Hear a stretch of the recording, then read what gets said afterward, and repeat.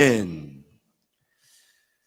사랑하는 성도님 여러분, 16절의 말씀을 보십시오. 그러나 너희 눈은 봄으로, 너희 귀는 들음으로 복이 있다 말씀합니다. 오늘 저와 여러분은 정말 복이 있는 사람들입니다. 왜냐하면 오늘 10절부터 23절의 말씀은 예수님께서 이 천국의 비밀을 알 수 있는 사람에게만 들려주신 진리의 말씀이기 때문입니다. 앞에 1절부터 9절까지의 말씀은 예수님이 비유로 말씀하셨습니다. 4가지 땅에 떨어진 씨에 대한 비유입니다. 그런데 이 앞에 비유는 비유로서 그냥 끝이 나고 맙니다. 꿈보다도 뭐가 더 중요하죠? 해몽이 더 중요합니다. 비유는 그림자입니다. 실제는 따로 있지요. 꿈이 중요한 게 아니고 해몽이 더 중요하다고 사람들이 깨닫는 것처럼 예수님께서 말씀하신 비유도 귀하지만 비유보다도 진짜 진리는 오늘 본문입니다. 예수님이 이 비유를 이제야 10절에서 제자들에게, 소수의 제자들에게 예수님이 이 설명을 비로소 하신 것입니다. 그래서 제자들이 예수님께 오늘 말씀 10절에 보면 예수님, 어찌하여 저 수많은 사람들에게는 비유만 말씀하셨습니까? 왜냐하면 예수님은 비유를 말씀하신 다음에는 비유를 풀어주셨던 분이기 때문입니다. 그런데 이상하게도 예수님이 저 수많은 사람들 얼마나 많이 모였는지, 그 해변가에 얼마나 사람들이 많이 모였는지 예수님이 사람들을 향해서 설 수가 없어가지고 해변 얕은 물가에 배를 띄우고 그 배 위에 예수님이 앉으시고 사람들에게 이 설교 말씀을 전하셨다라고 합니다. 그 수많은 사람들에게는 비유로 그냥 끝이 나버렸습니다. 그래서 제자들이 어찌하여 예수님, 저들에게는 실체를 설명해 주시지 않으시고 비유만 말씀하셨습니까? 물으니까 예수님께서 천국의 비밀을 아는 것이 너희에게는 허락되었으나 그들에게는 아니 되었다라는 것입니다. 그래서 예수님께서 오늘 너희가 이 말씀을 보고 들을 수 있다는 것이 복이라고 말씀하신 것입니다. 오늘 저와 여러분이 예수님의 이 수많은 사람들이 듣지 못했던 이 설명을 우리가 성경으로 언제든지 읽을 수 있고 볼 수가 있고 들을 수가 있다는 것, 얼마나 큰 복인지 모릅니다. 아멘. 예, 정말 큰 복입니다. 천국의 비밀을 아는 것이 너희에게는 허락이 되었고 또 수많은 무리들에게는 허락이 되지 않았기 때문에 예수님께서 이 비유를, 이 비밀을 풀어주시지 않으셨다라는 것입니다. 비밀이라 하는 이 헬라어 원어의 뜻은 닫아두다, 가두다 이런 뜻입니다. 닫아두었다, 가두었다라는 것은 누군가가 이 비밀을 닫아놓고 가두어 놓으셨다라는 것입니다. 이 비밀을 열 수 있는 사람이 누구입니까? 이 비밀을 알 수 있는 사람이 누구입니까? 허락을 받은 사람이라는 거예요. 열 수 있도록, 닫은 것을 열 수 있도록 하나님께서 허락하신 사람들이 따로 있다라는 것입니다. 오늘 그 사람이 우리 모두가 되시기를 축복합니다. 많은 무리의 사람들이 예수님의 비유를 듣고 깨닫지를 못했다라고 합니다. 그래서 예수님께서 9절 말씀에 보면 비유를 말씀하시고 난 다음에 이 말씀을 잊지 않으셨습니다. 이 말씀 속에 예수님의 안타까운 마음이 가득 담겨 있습니다. 귀 있는 자는 들을지어다. 예. 귀 있는 자는 들었으면 좋겠다. 예수님께서 이 안타까운 말씀을 한마디 하시고 설교를 마치셨습니다. 비유보다 더 중요한 것은 그 비유를 풀어주시는 예수님의 진리의 해답입니다. 수많은 무리는 비유만 듣고 말았지만 이 천국 비밀을 알 수 있는 제자들에게는 예수님께서 10절부터 23절까지 비유를 풀어주셨습니다. 왜 예수님께서 누구에게는 풀어주시고 누구에게는 풀어주시지 않았느냐? 13절에 그 이유가 나와 있습니다. 그러므로 내가 그들에게 비유로 말하는 것은, 비유로만 말하는 것은 그들이 보아도 보지 못하며 들어도 듣지 못하며 깨닫지 못함이니라. 왜 예수님께서 그 수많은 무리에게는 비유로만 말씀하셨는가? 우의독경이라는 말이 있죠. 소기의 경을 잃는다, 이런 뜻입니다.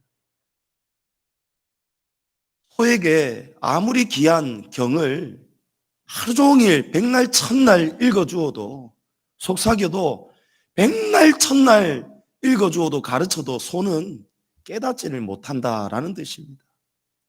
우리 성경에도 이런 똑같은 말씀이, 본래의 진리가 성경에 있었습니다. 마태복음 7장 6절에 예수님께서 거룩한 것을 개에게 주지 말며 너희 진주를 돼지 앞에 던지지 말아라 말씀합니다. 가치를 깨닫지 못하는 사람은 귀한 것을 주어도 깨닫지를 못한다라는 거예요. 아프리카 원시 어느 부족에 금과 보석이 잘 발굴이 되는 그런 동네가 있었다라고 합니다. 어마어마하게 보석 자원이 많은 그런 동네랍니다. 근데 서부 사람들이 어느 날 가가지고 이 사람들이 귀한 것을 모르는 거예요. 그게 그냥 집 마당에 그냥 널브러져 있어요. 이 사람들이, 서부에서 건너간 사람들이 아프리카 원시 부족들에게 빵과 먹을 것, 코카콜라를 주었더니 그렇게 기뻐하면서 이 사람들이 원하는 것을 다 내주더라는 거예요. 왜냐하면 그들은 모르니까요. 가치를 모르니까요. 금이고 보석이고 그냥 마음대로 다 가져가라는 거예요. 코카콜라 최고 하면서 그냥 금 보석을 그냥 다 준다는 거예요. 그래서 예수님께서 깨달을 수 있는 자에게, 가치를 알고 천국의 비밀을 알 수 있는 자에게 예수님이 천국 비밀을 풀어 주실 수가 있었던 것입니다. 아무리 천국을 가르치고 외쳐도 도무지 볼 생각도 없고 들을 생각도 없는 사람들, 그러니 그 사람들은 아무리 예수님께서 천국 복음을 가르쳐 주셔도 그들은 깨닫지를 못하기 때문입니다. 그런데 우리가 예수님의 가르침을 보면요, 어려운 진리가 아닙니다. 수수께끼가 아닙니다. 알아듣지 못하는 외계어가 아니지 않습니까? 예수님 정말 쉽게 설명해 주셨습니다. 그런데도 왜 보아도 들어도 깨닫지를 못할까요? 그들은 깨닫고 싶지가 않은 것입니다. 마음에서 동의가 나오지 않고 순종이 나오지가 않는 것입니다. 이사야 선지자가 700년 전에 이미 일이 될 일을 알고 있었다라고 합니다. 그래서 이사야 선지자는 사람들이 예수님께서 오신 다음에도 천국의 비밀을 아무리 예수님께서 가르쳐 주셔도 그 사람들은 깨닫지 못할 것이다, 이사야 선지자가 이미 예언해 놓았다라는 것입니다. 왜 도무지 깨닫지를 못할까요? 어려운 것도 아닌데.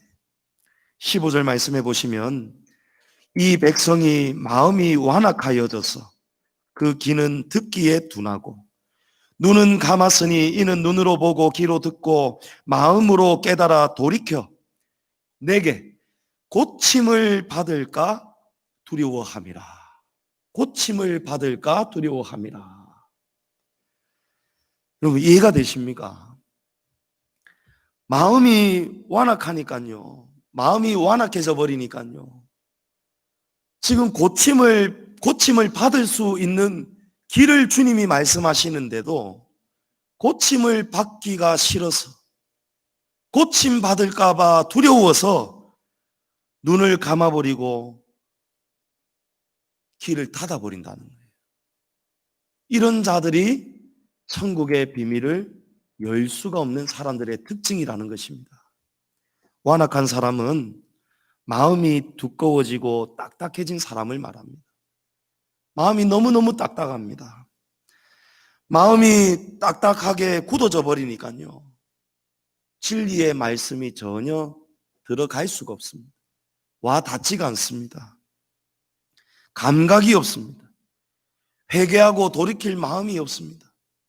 오히려 돌이키고 움직이기를 두려워합니다. 그것이 완악입니다. 완악은 다른 말로 하면은 중독입니다. 중독. 독에 걸려요. 독에 중독되어 버렸습니다. 수년 전에 우리 양지중앙교회에 세 가족이 한 분이 찾아오셨습니다. 이분이 알고 보았더니 간경화입니다. 간경화. 간이 아주 안 좋습니다.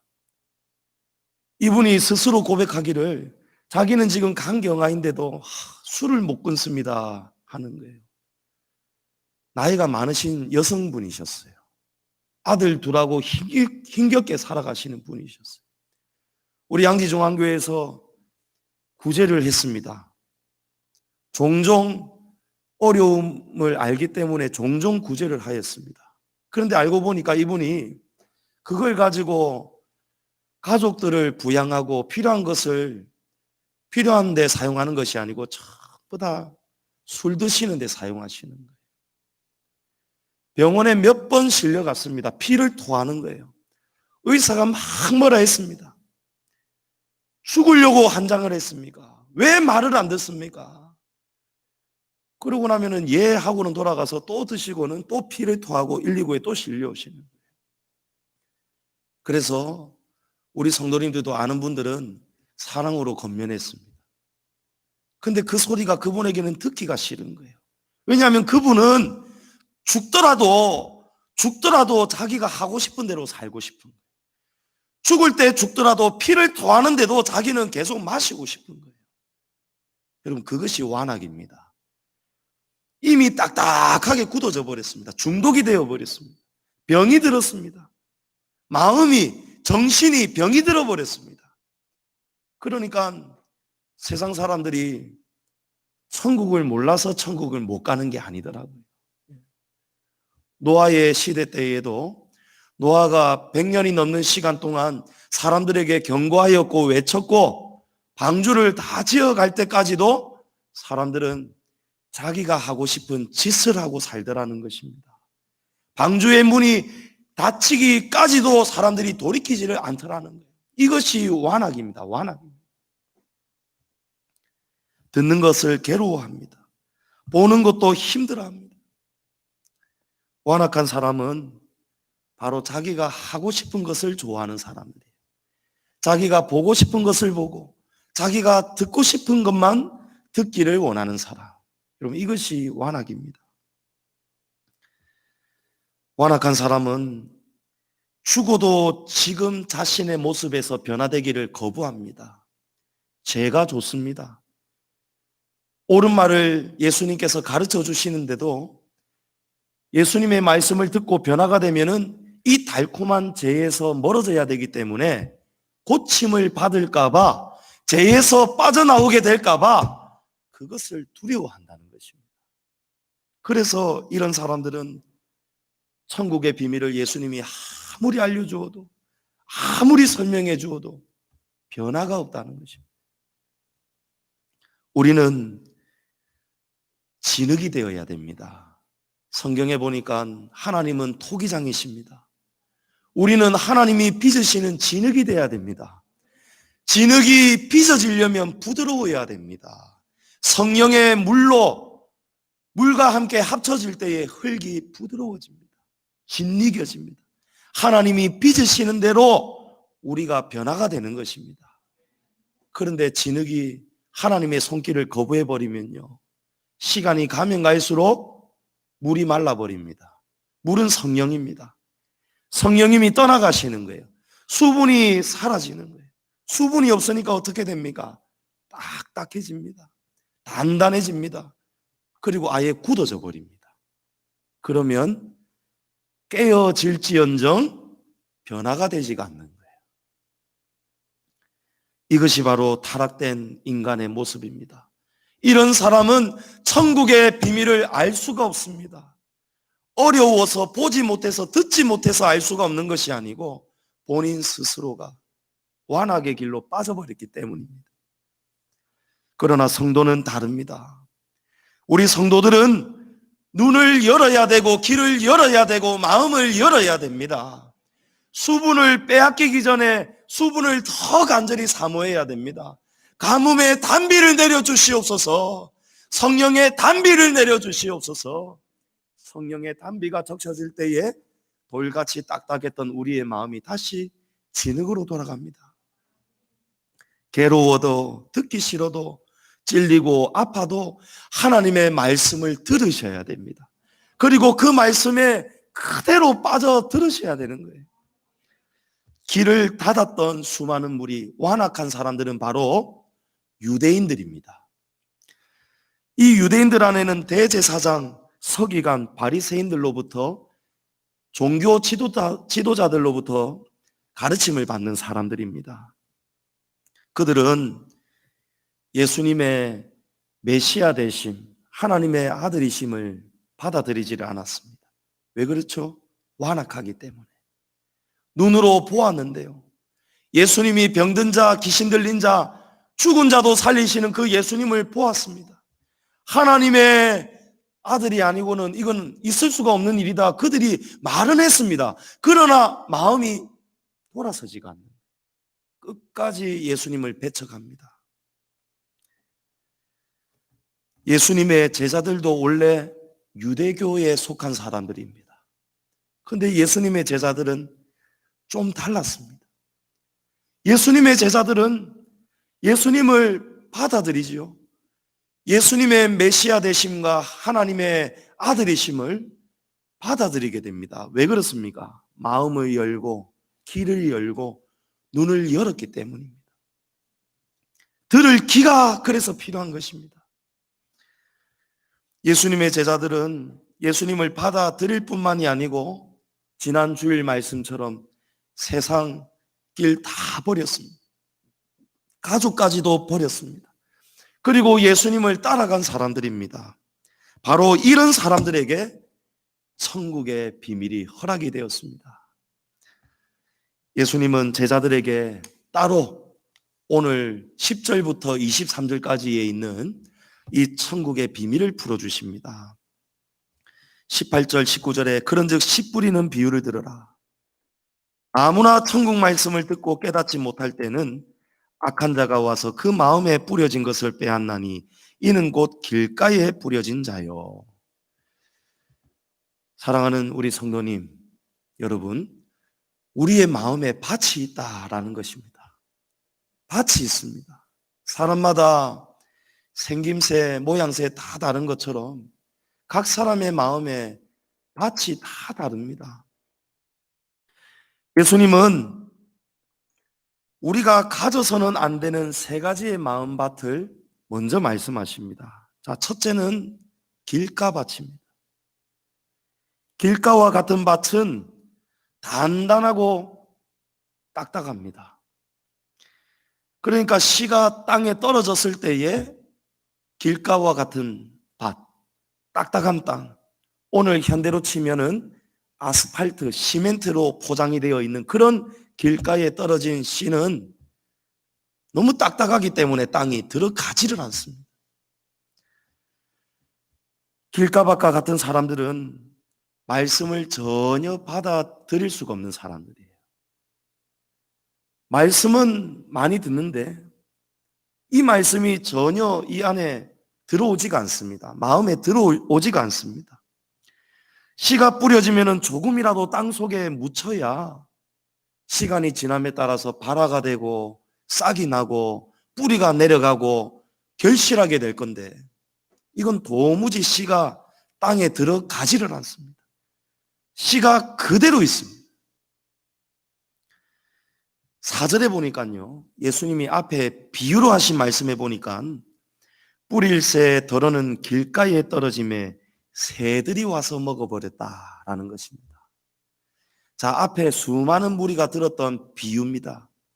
예수님이 비유로 하실 때는요, 길가에 씨가 떨어졌는데 새들이 와서 먹어버렸다는 거예요. 그런데 예수님이 여기까지만 말씀하셨죠. 새가 무엇인지 그 사람들 깨닫지는 못하는 거예요. 그런데 오늘 복 받는 자들, 저와 여러분에게는, 예수님의 제자들에게는 예수님께서 이 진리를 설명해 주십니다. 자, 이 19절에 보니까요, 아무나 천국 말씀을 듣고 깨닫지 못할 때, 자, 이때는 바로 길가 밭의 마음입니다.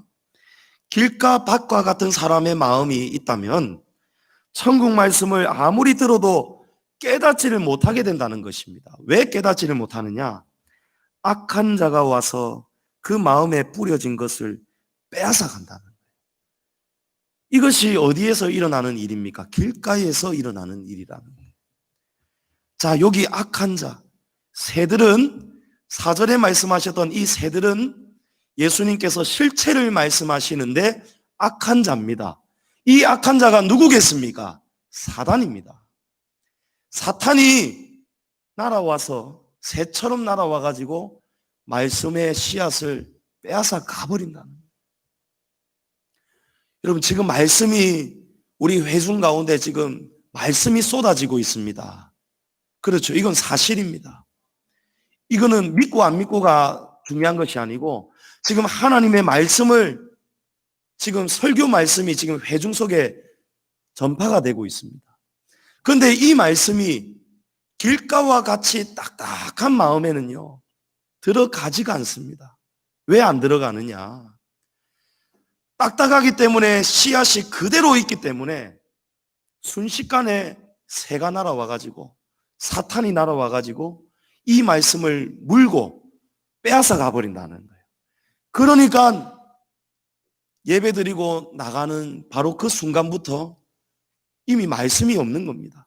설교를 듣고 있는 지금 이 순간에도 말씀이 지금 없는 거예요. 귀에는 들리는데 마음에 들어가지가 않는 거예요. 그러니 당연히 일주일 동안 살아가는 동안에 말씀이 있을 수가 없습니다. 말씀대로 순종할 말씀이 없습니다. 말씀대로 따라갈 그 말씀이 없습니다. 세상 사람들하고 다를 게 없어요.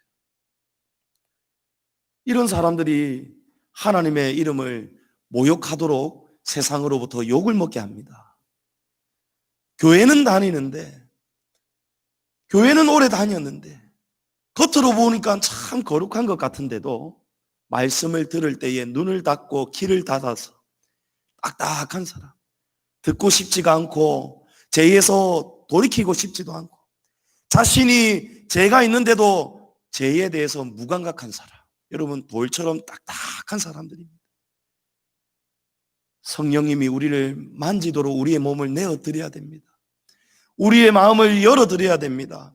성령님이, 의사가 되시는 주님이 우리의 마음속에 들어오셔서, 하나님의 말씀은 살아있고 운동력이 있어, 활력이 있어가지고 검처럼 예리하여서 우리의 혼과 관절과 골수와 모든 것을 다 찔러 쪼개시는데, 그런 예리한 검과 같은 수술칼로 주님이 우리를 수술하시도록 우리의 몸을 수술대 위에 내어드려야 됩니다.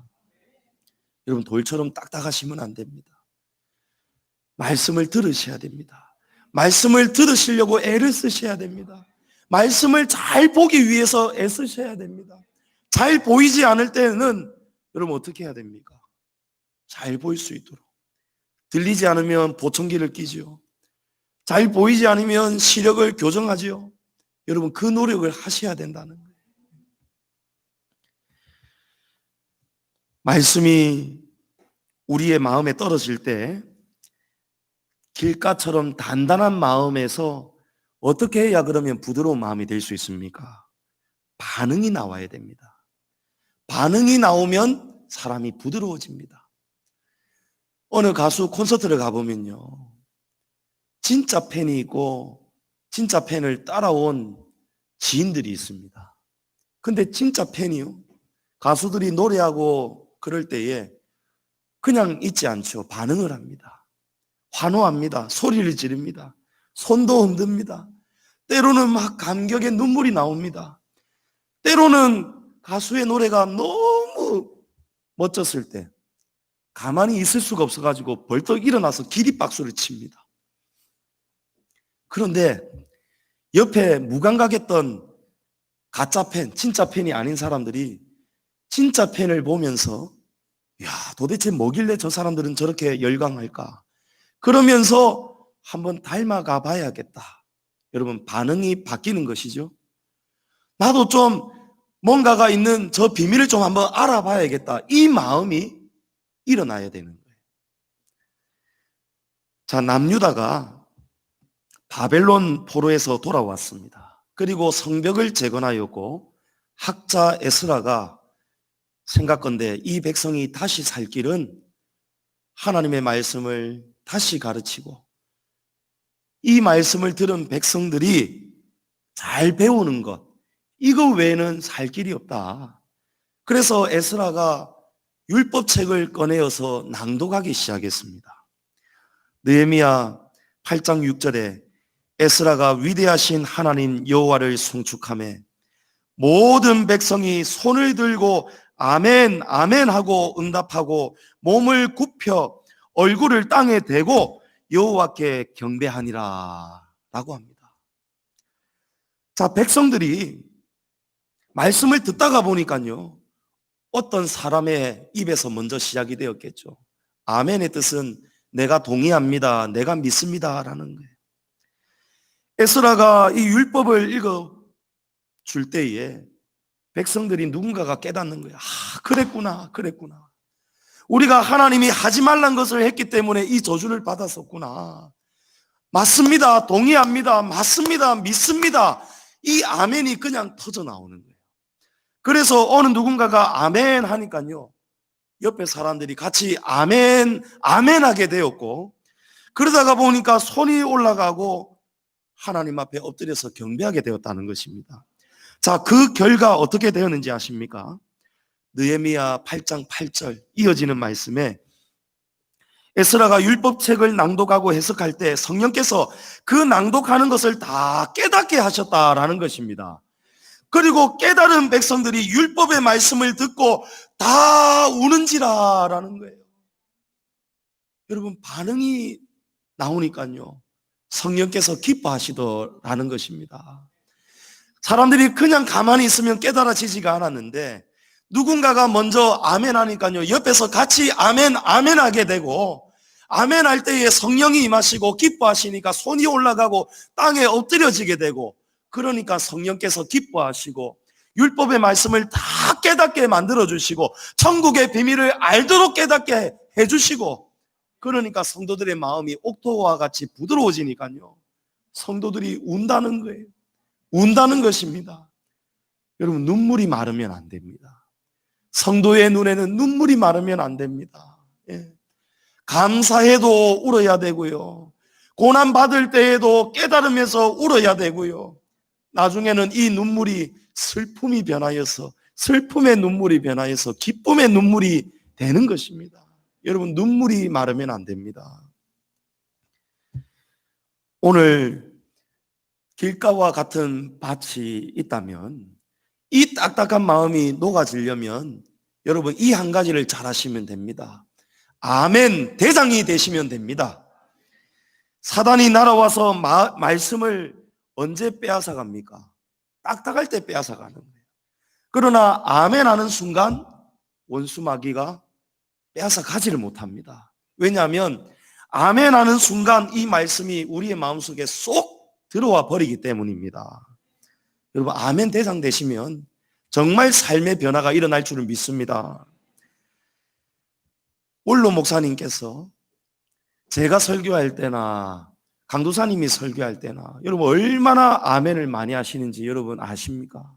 아시는 분은 아실 거예요. 이 아멘을 한다는 것은요, 직분에 그런 게 아니에요. 은혜가 이 안에 충만하거나 아니면 은혜를 사모하는 자는 아멘, 아멘 하게 됩니다. 지당하신 하나님의 진리가 선포가 될 때에 그냥 받아 먹으려고요. 그냥 받아 먹으려고. 예? 저도 올로 목사님 설교하실 때요, 사도 바울이 너희는 나를 본받는 자가 되어라 라고 하는데요, 여러분 저는 그런 말을 할 아직 그런 게 아닌 것이 분명합니다. 그러나 제가 조금 여러분이 양해해 주신다면, 올로 목사님이 설교하실 때도요, 여러분 저도 제가 이 자리에 앉으면요, 정면을 바라보면 이쪽이 아니고 요 벽입니다. 그러면 제가 앉을 때에 어떻게 앉느냐, 딱 강단을 향해서 제가 45도로 딱 틀어서 앉습니다. 말씀의 은혜가 우리의 마음밭에 말씀이 잘 들어오려면요, 여러분 맛있는 것을 우리 사랑하는 동물 강아지 키우면 던져주면 입을 향해 그 던져주는 방향을 향해서 입을 맞추지 않습니까? 이쪽으로 마시는 것을 던지는데 저쪽이 가지 않지 않습니까? 하나님 말씀이 지금 여기서 쏟아져 나오는데 어디를 본단 말입니까? 여러분 보셔야 됩니다. 그리고 막 이 마음에서 이제 또 어떤 말씀을 하실까? 이야, 이 말씀이 그런 깊은 진리가 있었구나. 여러분 말씀이 얼마나 달고 오묘한지 모릅니다. 얼마나 깊은지 모릅니다. 이것을 아는 사람은요, 얼마나 기쁘고 맛있게 먹는지 모릅니다. 그래서 막 젖달라고 우는 아이처럼 자꾸 쳐다보게 됩니다. 야, 목사님 어떤 말씀 하실까? 목사님 이런 말씀 하시더라고요. 제가 목사님 은퇴하시고 평생 목회하신 선배 목사님들 정말 존경합니다. 어떻게 매주마다 그런 설교를 어떻게 준비하십니까? 전 너무너무 힘듭니다. 이러니까 목사님께서 아이고 나는 지금도 힘들다는 거예요. 은퇴하셨는데 한 달에 한 번 설교하시는데 그 한 달이 너무너무 힘들다는 거예요. 무슨 말씀이냐면은 우리 목사님께서 이 말씀 전해주시려고 정말 한 주간 동안 기도하시고 말씀을 붙드시고 서재에 앉으셔서 그렇게 매달리셨던 막 그 모습이 떠오르는 거예요. 그 모습을 떠오르니까요, 말씀이 더 맛있어요. 이 말씀을 그렇게 받으셔야 됩니다. 예. 강도사님이 설교하실 때도요, 여러분 얼마나 말씀하시는지 모릅니다. 우리 강도사님 참 말씀 잘 전하시죠. 예. 가면 갈수록 무르익는 것 같아요. 조금 익어가니까 간다니까 기가 찰 노릇이. 예. 여러분 말씀이 정말 귀합니다. 말씀을 맛있게 드셔야 돼요. 맛있게 드시려면 이런 반응을 하셔야 돼요. 이것이 바로 능동적인 말씀을 듣는 성도의 자세입니다. 예. 여러분 정말 아멘 대장 되시면은 여러분 가정에도 변화가 일어날 것이고 분명히 삶의 변화가 옵니다. 믿으시기 바랍니다. 아멘. 자, 둘째는 돌밭과 같은 마음입니다. 돌밭입니다. 20절에 돌밭에 뿌려졌다는 것은 말씀을 듣고 즉시 기쁨으로 받되 그 속에 뿌리가 없어 잠시 견디다가 말씀으로 말미암아 환난이나 박해가 일어날 때에는 곧 넘어진다는 것입니다. 여러분 이럴 수가 있습니까?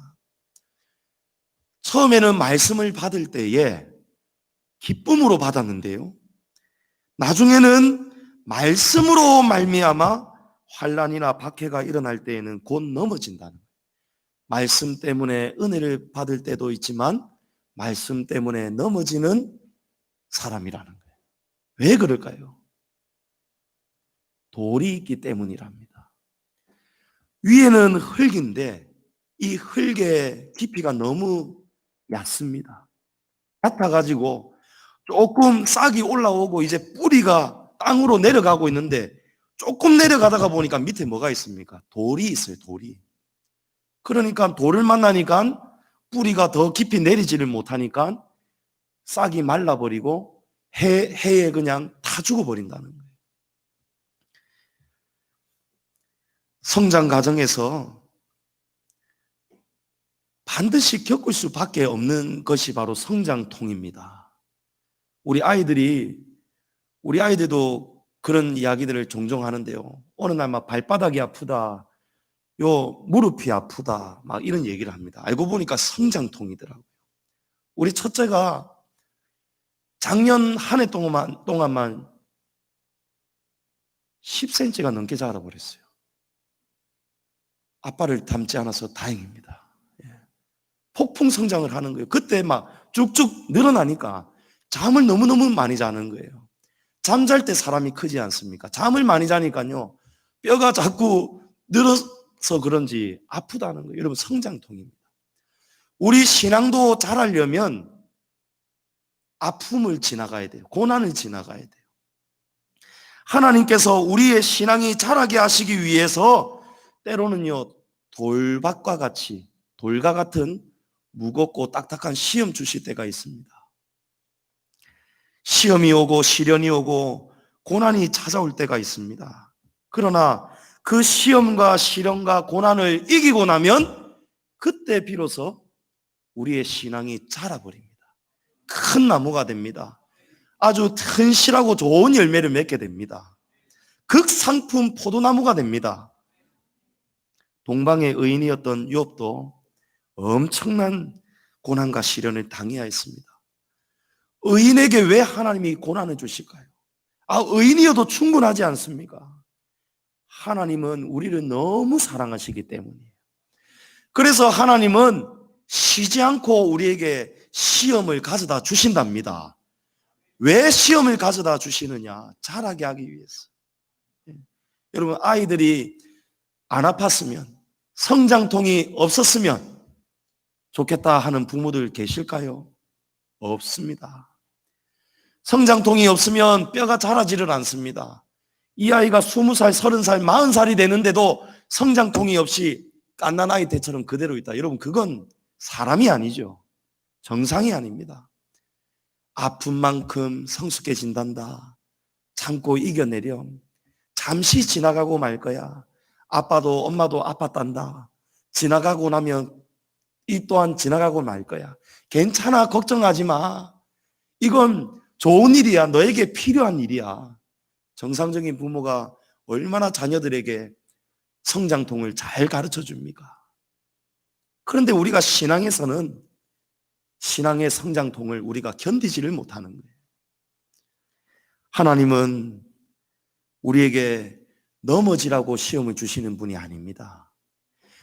더 큰 나무가 되어서 어떠한 태풍이 찾아오더라도 흔들리지 말라고, 뿌리를 더 깊이 내리라고 하나님은 미리 우리에게 성장통을, 시험을 겪게 하시는 것입니다.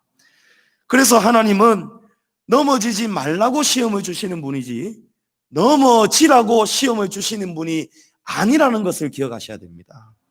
고린도전서 10장 13절에 사람이 감당할 시험밖에는 너희가 당한 것이 없나니 오직 하나님은 미쁘사 너희가 감당하지 못할 시험당함을 허락하지 아니하시고 또 시험당할 즈음에 피할 길을 내사 너희로 능히 감당하게 하시느니라. 아멘. 여러분, 아멘 대장 되셔야죠. 아멘. 감당할 수 있다는 것입니다. 예. 대부분의 성도님들이요, 이 신앙의 성장통을 잘 극복을 못합니다. 그런데 한 3분의 2는 시험을 대부분 못 이기는데요, 믿음이 약하고 약한데요, 한 3분의 1은 이 시험을 이겨내는 분들이 계시더라고요. 그분들이 정말 힘들게 시험을 붙잡고 싸우는 것을 하나님이 보고 계시고 목회자도 알고 있습니다. 예수님도 지금 그 성도를 위해서 지금 하나님 보좌 우편에서 기도하고 계십니다. 주의 종도 그 성도를, 그 아픔을 알면서도 그 아픔을 때로는 아는 척을 할 수가 없어요. 더 아플까 싶어가지고 기도하고 있습니다. 근데 기도하고 있는데요, 그 시험을 이겨내는 모습을 볼 때 얼마나 기쁜지 모릅니다. 하나님은 얼마나 더 기뻐하실까요? 그 시험 이겨내고 나면요, 사람이 더 큰 사람이 됩니다. 웬만한 시험 이제 안 됩니다. 이겨냅니다. 자, 우리가 돌밭과 같은 마음을 어떻게 해야 부드럽게 할 수 있을까요? 거기서 어떻게 우리가 열매를 맺을 수 있을까요? 두 가지입니다. 하나는 돌을 제거해야 됩니다. 돌을 제거하는 것이고, 또 다른 한 가지는 돌을 깨뚫고 나가야 됩니다. 벼랑 그 딱딱한 바위에 여러분 매달려 있는 소나무 아시죠? 그런 소나무들 있죠. 그 딱딱한 돌을요, 이 소나무가 이겨내고 거기서 져버리면요, 성장이 멈춰버립니다. 그러면 나중에는 다 죽습니다. 그런데 소나무가요, 얼마나 이 생명의 힘이 위대한지요. 바위를 뚫는 거예요. 절벽을 뚫고 나가서 흙으로까지 나아가는 거예요. 흙을 만나야 생명의 수분을 공급받을 수 있지 않습니까? 여러분, 하나님께서 보고 배우라고 이런 자연을 주셨습니다. 사랑하는 우리 성도님들, 시험을 이기시고 돌을 걷어내시고 돌을 쪼개셔서 하나님 앞에서 큰 나무로 성장하시기를 축복합니다. 자, 셋째로 가시떨기 밭입니다. 세 번째가 제일 중요합니다. 여기에 대부분이 다 걸려 넘어집니다. 가시떨기 밭은 평소 때는 말씀을 잘 듣지만 세상의 염려, 그리고 재물의 유혹이 찾아올 때는 말씀이 막혀서 결실하지 못한다라고 합니다. 가시는 특징이 찌릅니다. 가시는 아프게 찌릅니다. 예수님은 세상의 염려와 물질 문제에 우리 성도들이 찔리게 되면 상처가 나게 되고, 이 상처를 받아서 결국에는 말씀에서 멀어지고 시험을 이기지 못하고 결국은 열매를 맺지 못하게 된다라고 말씀합니다. 사단은 아무도 모르게 찾아와서 우리의 마음에서 말씀도 빼앗아 가지만요, 사단은 자주 찾아와서 뭔가를 물어다 주기도 합니다. 무엇입니까? 염려, 걱정, 불안입니다. 염려하고 걱정하는 것은 우리가 사단에게 속는 것입니다. 사실은 우리가 걱정하고 염려한다고 해서 그 염려가 사라지지가 않습니다. 티베트 속담에 걱정을 한다고 해서 걱정이 없어진다면 걱정이 없겠네, 이런 속담이 있습니다. 걱정을 해서 걱정이 사라진다면 걱정이 없겠네. 근데 걱정이 있습니까? 없습니까? 걱정이 있습니다. 걱정한다고 걱정이 사라지는 것이 아니라는 거예요. 예수님은 오히려 우리에게 마태복음 6장에서 너희 중에 누가 염려함으로 그 키를 한 자나 더할 수 있는 사람이 있겠느냐 물으셨어요. 염려한다고 너희가 달라질 것이 있는 줄 아느냐? 염려하지 좀 말아라. 예수님은 염려하지 말라고 해요. 염려다 맡기라고 했습니다. 이 말씀을 원어를 직역을 하면요, 너희 가운데 누가 걱정한다고 목숨을 1시간이라도 더 늘릴 수 있겠느냐, 이런 뜻이. 걱정한다고 해서 생명을 너희가 늘릴 수 있겠느냐? 너희가 걱정하고 염려한다고 너희의 재물 문제가, 염려 문제가 해결이 되겠느냐, 이런 뜻입니다.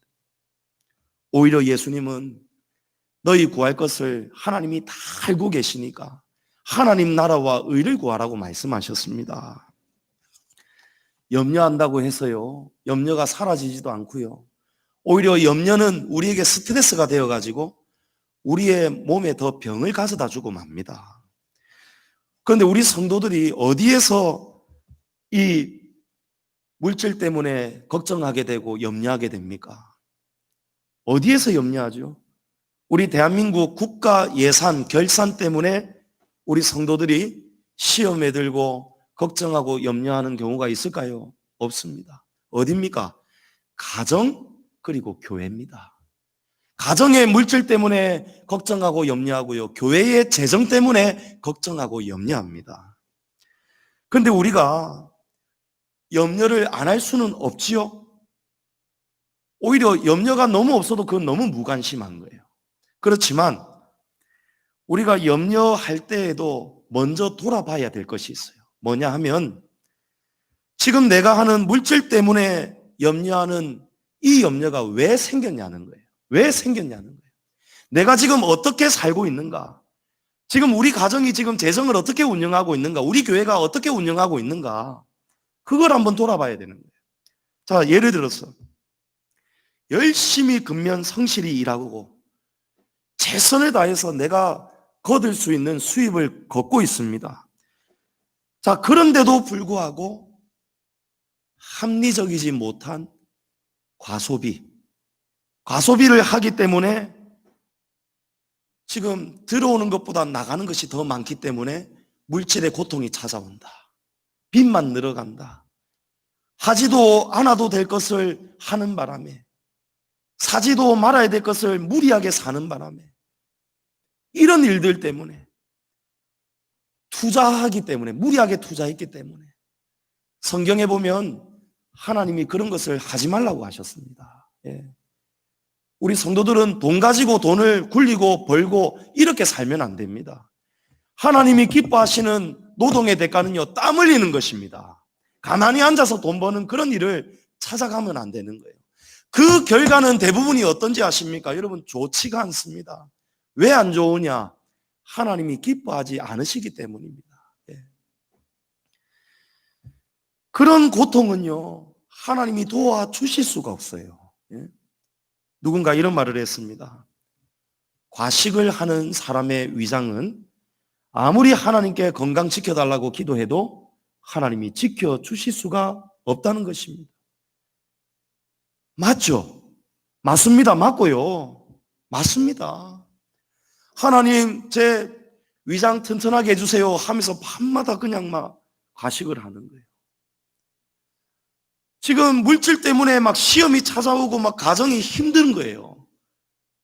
왜 그렇습니까? 여러분, 걱정할 일을 자기가 만드는 거예요.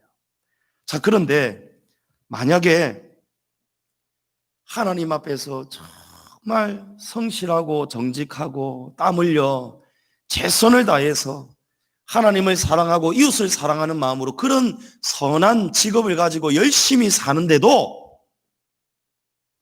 물질이 부족할 때가 있어요. 그런 물질은요, 하나님이 채워주시더라고요. 하나님이 도와주시더라고요. 우리 교회에 큰 어려움을 겪을 때 성도님들이 많이 교회에 어려운 부채 때문에 떠나가셨을 때에 올로 목사님 사모님이 사례를 오랫동안 제대로 못 받으셨습니다. 생활비가 없었어요. 은행에 마이너스 대출 써서 겨우겨우 교회 이자 채워놓고 이럴 때였습니다. 그때에 우리 성도님들 아시죠? 이 사건. 저 인근에 있는 어느 교회 집사님이 기도하는데 하나님이 말씀을 감동을 주셔가지고 그 남의 집에서 파출부 가사 도우미 하시는 분, 돈이 넉넉지도 않은 분인데도 그 당시 돈으로 몇십만 원이나 되는 수표를 가지고 오셔가지고 목사님 힘내십시오 하고 위로하고 갔다는 거예요. 그 돈이 아마 지금으로 치면은 한 200~300만 원 충분히 되는 가치일 겁니다. 하나님이 아시더라고요. 하나님이 목사님 사모님 지금 생활비가 부족하다는 것을 아시더라고요. 예.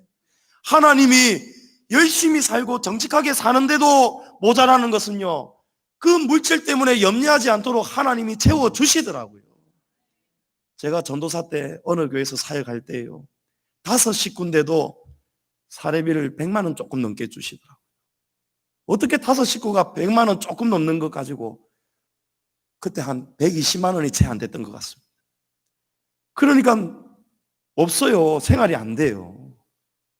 근데 진주에 있는 어느 목사님이요, 기도하는데 조상원 전도사가 지금 물질이 부족하니까 너는 지금 남편이 사업도 하고 돈이 있으니까 좀 도와주거라. 그래서 저한테 연락이 와가지고요, 목사님 계좌번호 한 번만 불러주시겠습니까? 순종해 주세요. 묻지 마시고 불러주세요. 이야, 거기에는 진짜 순종이 잘 되더라고요. 100만 원을 보내주시는 거 있죠. 100만 원을요. 정말 필요할 때에 얼마나 감사한지 몰라요. 하나님이 다 알고 계시더라고요. 예. 물질이 없는 것이 문제가 아니고요, 믿음이 없는 것이 문제더라고요. 왜 성도들이 가시에 찔립니까? 왜 물질 때문에 자꾸 마음이 좁아집니까? 시험에 듭니까? 여러분, 믿음 가지셔야 되는 거예요. 교회도 마찬가지예요. 교회도. 자, 만약에 교회가 쓰지 말아야 되는 곳에 물질을 낭비한다, 성도들이 귀하게 드린 헌금을 가지고 안 사도 되는 땅을 사고, 정말 타락할 만큼 목회자들이 사례를 많이 받거나 그것을 마음대로 어딘가에 막 쓴다, 여러분, 하나님도 그건 가만히 안 계실 것이고, 그때는 성도님들도 자시하면 안 됩니다. 그러나 교회가 마땅히 때로는 무리가 되더라도 필요한 곳이 생길 때가 있습니다. 그런 곳에 이 물질을 쓰는데, 이 물질을 씀으로 인해서 우리 교회처럼 부채가 있는 교회의 형편에서도 될 수 있으면 안 쓰면 좋은데, 근데 꼭 필요한 일이 생긴단 말입니다.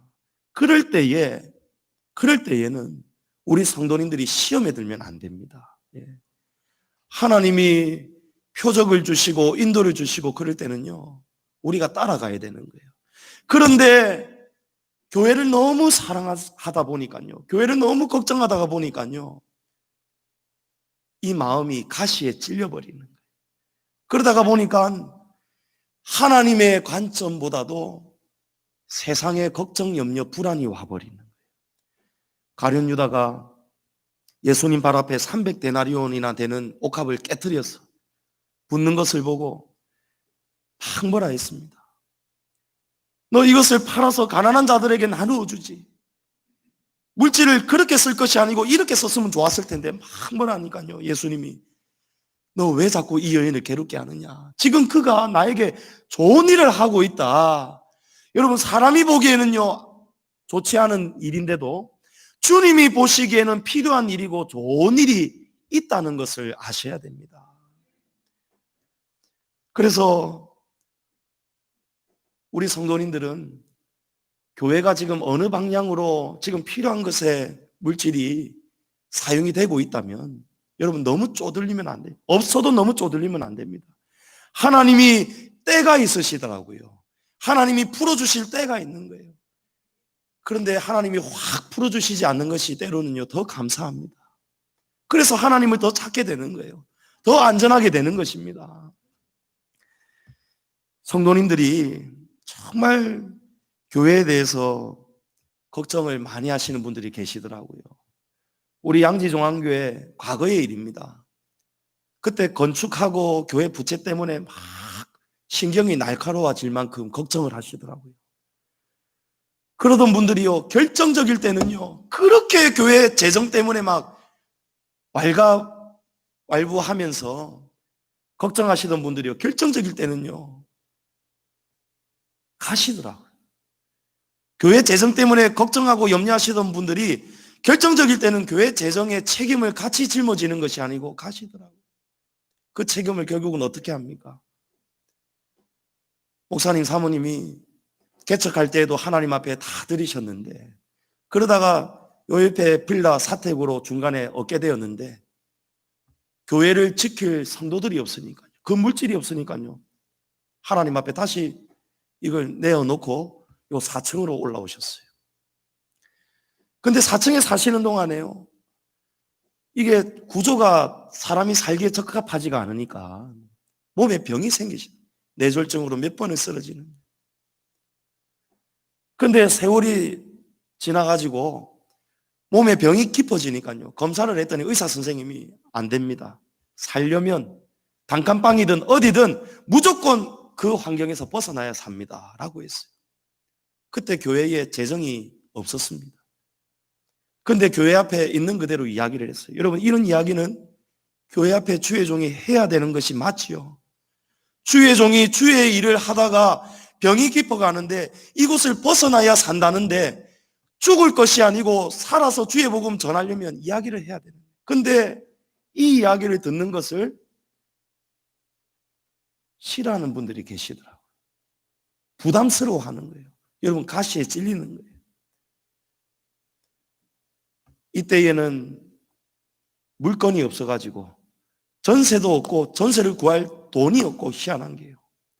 그래서 하나님이 표적을 주시더라고요. 사람을 통해서 인도를 해가지고 사택 아파트를 사게 되었는데 그 일 때문에 어느 집사님이 교회를 떠나시게 되었어요.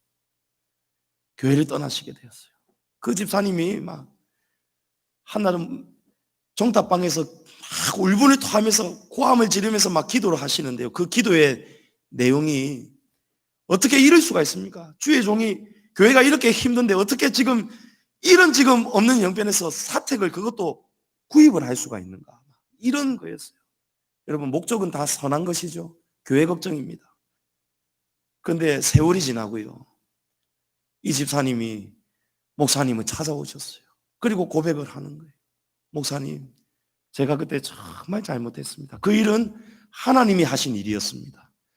그런데 제가 감히 이거 잘못됐다라고 제가 판단을 해가지고 시험에 들어가지고 교회에 큰 상처를 남기고 제가 목사님께도 큰 해서는 안 되는 잘못을 저지르고 제가 떠나가 버렸습니다.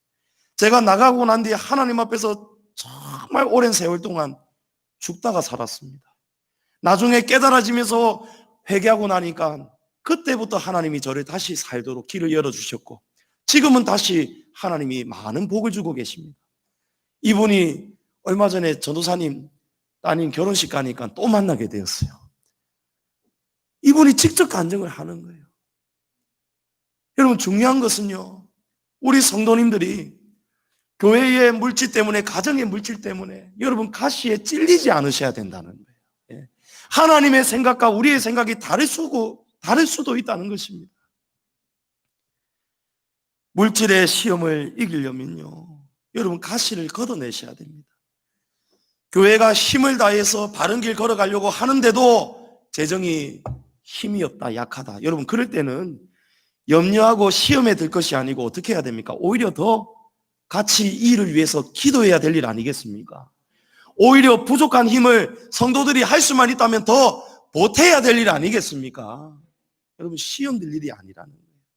하나님의 교회입니다. 하나님이 책임질 것입니다. 여러분, 가정의 염려도 교회의 염려도 주님 앞에 다 맡기시기를 축복합니다. 이제 마지막으로 우리 성도들이 가져야 할 마음입니다. 옥토는 딱딱하지 않습니다. 옥토는 길게 설명할 일이 아니에요. 부드럽습니다. 푹신합니다. 그러나 옥토가 처음부터 옥토가 아닙니다. 여러분, 딱딱한 길가박 같은 마음 아멘으로 녹이시기 바랍니다. 돌 같은 마음, 돌을 걷어내시든지 부수고 승리하시기를 바랍니다. 마음에 가시가 자라지 못하도록, 찔리지 않도록 여러분 걱정의 나무, 염려의 불안을 싹 주님께 맡겨드리시기를 바랍니다. 지난 5월에 어느 집사님, 권사님 가정에서 우리 교역자들, 원로 목사님 부부, 저희 부부, 교역자들 또 장로님 부부 다 모아놓고 식사를 한 적이 있습니다.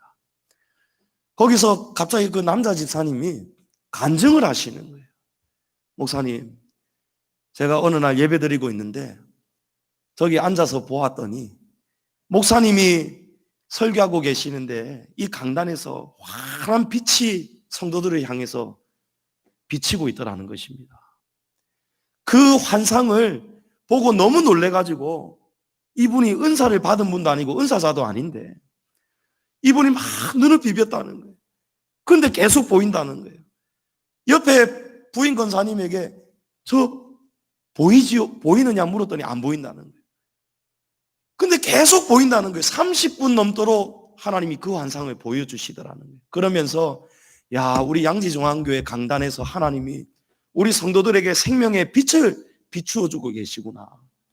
그래서 그분들이 고백하기를 우리는 목사님이 무슨 말씀을 하시든지 죽이 되든 밥이 되든 다 감사히 받아 먹겠습니다. 이 간증을 하시더라고요. 성도 여러분, 우리 양지중앙교회 설교 강단은 하나님이 생명의 빛을 풍성하게 비추어 주시는 강단입니다. 그걸 성도님들이 믿음으로 받으셔야 되는 거예요. 그래서 말씀을 들을 때에 여러분 자세를 어떻게 해야 되겠습니까? 하나님이 지금 빛을 비추어 주고 계시는데 땅 치다보거나 딴 데 보거나 눈을 감거나 길을 닫거나 여러분 그러시면 안 되는 거예요. 오늘 이 말씀 여러분 잘 들으시면요, 이 말씀을 정말 마음속에까지 잘 심으시면요, 천국의 비밀을 알고 살아가게 됩니다. 그러면 땅에서도 잘 되고 하늘에서도 영원히 잘 될 것입니다. 오늘 이 마음을 잘 지키셔서 여러분 마음을 잘 경작하셔서 천국의 비밀을 잘 듣고 깨달아서 만복을 누리시는 우리 성도님들 되시기를 주님의 이름으로 축복합니다.